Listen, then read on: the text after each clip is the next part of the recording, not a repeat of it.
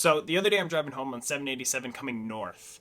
And as I'm coming up, I look behind me and there's headlights. And they're coming fast. And if you know anything about where we are here in Waterford, right as you're coming in 787 to what's called Cohoes Boulevard, it goes from 55 down to 35. And there's a stoplight.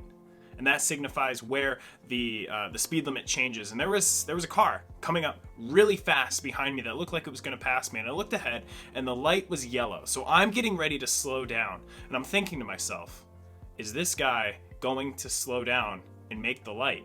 Is he going to be able to stop? And sure enough, he's going so fast. And then he pushes on the brakes to try to make the red light. And he just flies right through the intersection. And I started to think to myself, you know, we just talked about Sabbath, and Sabbath is all about taking a day to stop, just like he should have done at that red light, but he couldn't.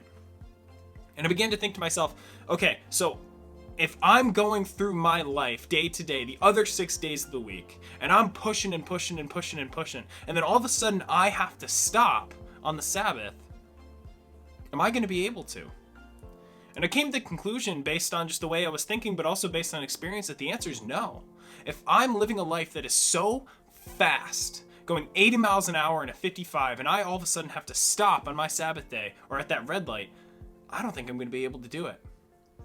And then I started to think about Sabbath in the Bible and the rhythms and liturgies that God has put into the Israelites' lives. And, well, before I get too far, let me just explain kind of what I mean. Well, every 7 days, there's a Sabbath. God rested on the seventh day, so every seventh day, there's a Sabbath. Well, every 7 years, there's a year of Sabbath, where the Israelites allow the land to rest. And every 7 years, so 49 years, the next year is what's called the year of Jubilee, where they allow the whole land of Israel to rest. They free their slaves.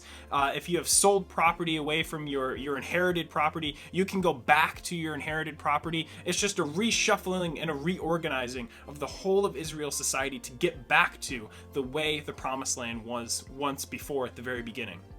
And it's a year of rest and then some.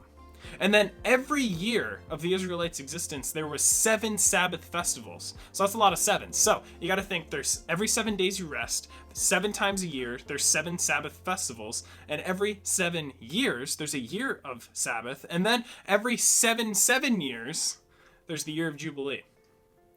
Baked into the cake of the Israelites' life is this habit forming of Sabbath. It's not just once a week.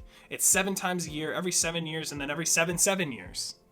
There's big Sabbath festivals. Their life is all around Sabbath, getting back to knowing who they are in God.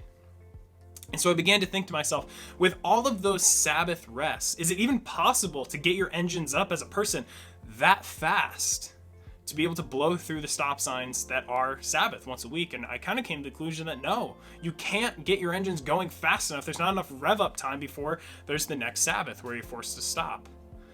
And I was like, man, that must be really frustrating, productivity wise, for the Israelites. And then I also began to think, well, it's not about productivity for them.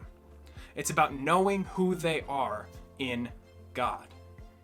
And sometimes that's where I think we as American Christians miss the point. It's not about what we can produce. It's not about as fast or as much as we can work. It's all about, as Christians, who do we belong to?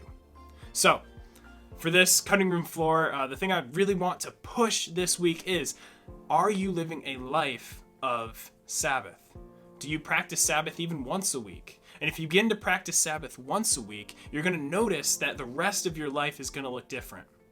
In the book, The Ruthless Elimination of Hurry by John Mark Comer, he says that we need to put a governor on our 6 days of the week. And by that I mean, in some motorized vehicles, there's a thing called a governor, which only allows the motor to go so fast, which means you can only go up to like 45 miles an hour on like mopeds and stuff because they have a governor. We need to put a governor on our lives so we don't blow through the stoplight that is Sabbath. So, this year, in the year 2022, I talked about this last Sunday, I highly encourage you to not be more productive, to not maybe learn a new language, maybe not even to lose weight or any of that stuff, but learn how to Sabbath more. Be like the Israelites. Have a habit, a liturgy of your life that brings you back to Sabbath, that brings you back to remembering, knowing, and appreciating and celebrating who you are in God. Because you are not what you do, you are who you serve. Do you serve money or do you serve God? And the only real way to know that is through Sabbathing.